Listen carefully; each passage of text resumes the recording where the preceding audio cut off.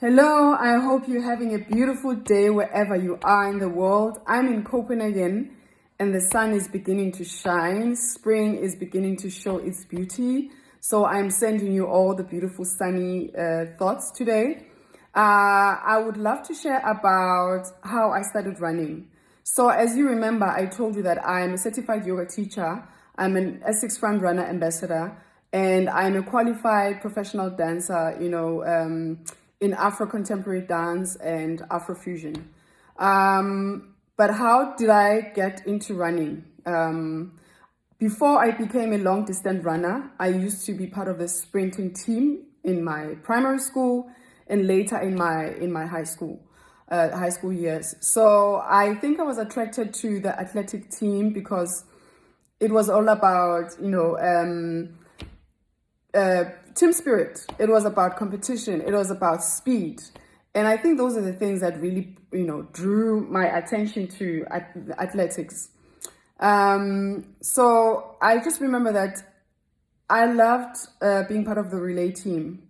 I loved running 200 meters. And maybe because I was not as tall, so I just figured that I couldn't compete with tall people who are running long distance running. I took a break, started dancing, and really focused on that for a long time. And then later on in high school, I resumed running again and competing for my high school while I was dancing on the side. And I think the beautiful thing that I learned in dance is that I need to warm up. I need to stretch my muscles in a different way for me to have a long life in running, just taking care of my body. Also as a dancer, you need to take care of your muscles. Warming up and stretching are just as vital as performing. So this is the knowledge that I bring wherever I go, whether it's into running, whether into yoga and all that.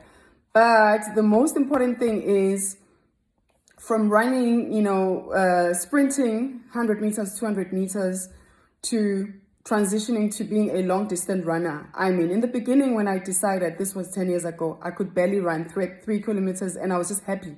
I felt well accomplished. And the next thing I knew, I was running 5K and it was hard. It was really hard. I just couldn't understand why would anyone put themselves through this, because it requires endurance. It requires pacing yourself. It requires listening to your body. It requires that you don't look at the next person and how fast they run, but you just focus on your own tempo, your breathing. So all these things were new to me because I was used to fast and doing it and just getting it done. And I remember when I was able to run a 10K, I knew that I could aim, and I could now begin to aim for a half marathon, which is 21K. And how I got from sprinting to running 3K to 5K to running my half marathon has been a humbling experience, but also a very valuable and enriching experience. So this is how my running began. And what I know now is when I meet people who would love to start running, but they don't know where to begin and they just feel, like it's not for them and it's too hard and all that. I completely get that, until you have started running, whether it's 1 kilometer and all that, and start feeling the discomfort in your body, because running is uncomfortable.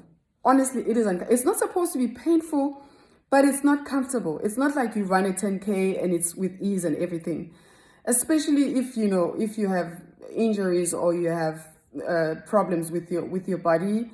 Some people experience pain in their feet and some with their knees. So running long distance makes you aware of those things and you need to be mindful. So running is not easy. Even sprinting is not easy, but it teaches you endurance, taking your time, running your own race, focusing on you and listening to your body, where you are today. Can you run a 10K? Are you in the energy where 5K will just be it for today? Really working according to where you are rather than someone else's. So that is my journey into running. And this has been 10 years ago, where I've just been running long distance running for myself. And the beginning was the aim, the goal. My end goal was to one day sign up for my half marathon. And the next topic that I would love to share about is how I trained for the half marathon.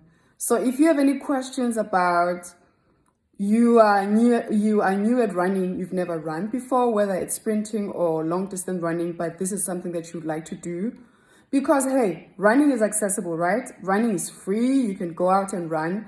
You just need a good pair of shoes, but you still also need someone who can guide you so that you take care of yourself, you don't injure yourself, you pace yourself, and maybe someone who can help you reach whatever goal that you have, whether it's a 5 kilometer race or participating in a 10 kilometer race.